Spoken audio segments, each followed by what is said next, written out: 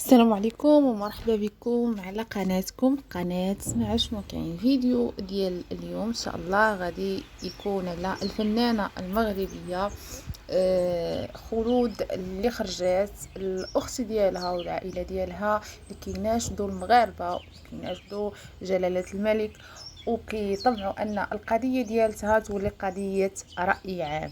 اشنو المشكل ديال خلود اللي تزوجات واحد الزوج قطري، تزوجوا في بلاد اخرى من غير قطر، ولكن الزوج ديالها سرق لها العقد ديال الزواج.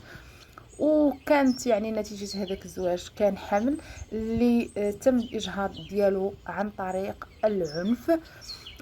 خلود كانت مشات لبريطانيا، ولكن الزوج ديالها استدرجها وقال لها تعالي لقطر باش نحلوا دوك المشاكل اللي بيناتنا. لكن للاسف من دخلت لقطر راسها داخل السجن.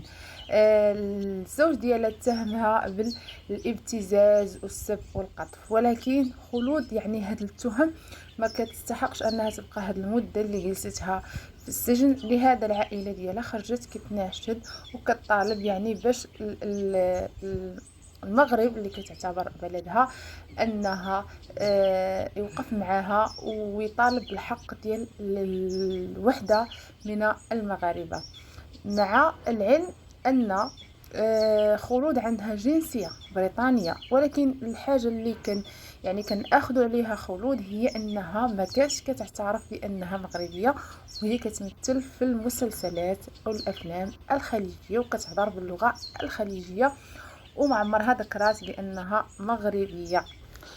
ولكن حنا كنعرفوا ان يعني المغاربه احنا بما انها جات كطالب اكيد اكيد اكيد اكيد غادي تلقى المساعده.